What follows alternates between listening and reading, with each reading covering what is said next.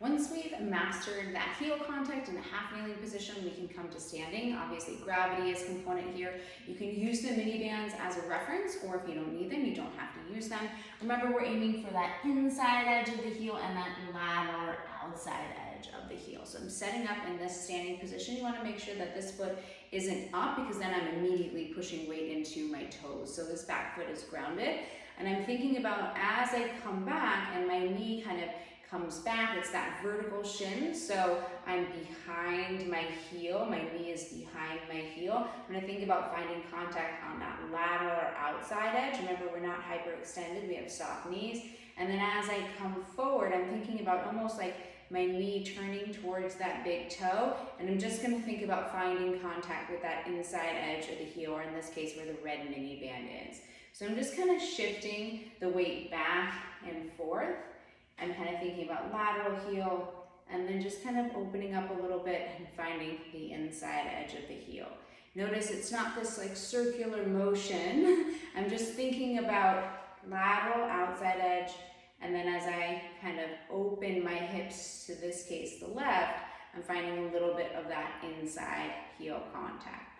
So it's just outside edge as I kind of come back and find that more vertical shin, and then think about inside edge. If you feel like as you come back to that outside edge, which is that supination, you kind of lose your toes, then you can kind of add a wedge or a reference point there for some feedback. And I'm just kind of shifting. Notice it's really small. I'm just kind of shifting and finding outside edge of the heel, come back, and then inside edge.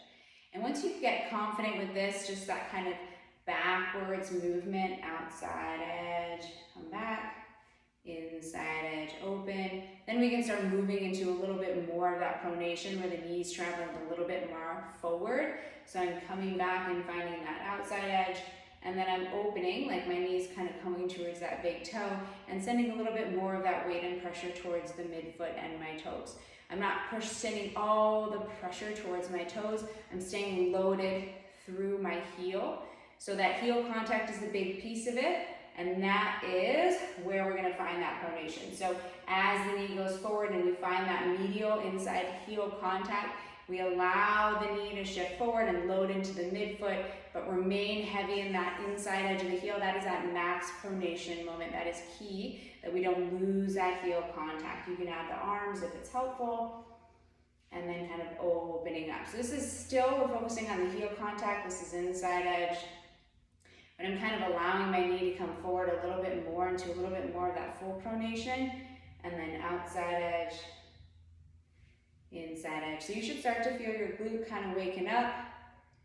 This is that supination, so the arch kind of comes up a little as I find that outside edge, never locking out the knee, and then inside edge, allowing the knee to kind of move forward, weight shifts, and I load into that midfoot, never losing the heel contact. So this is kind of a progression from the half kneeling ankle rockers all the way up to that half pronation drill and standing, and thinking about finding that outside edge of the heel. You can use the mini bands to that inside edge of the heel. And with the breath, we can think about inhale, outside, come back,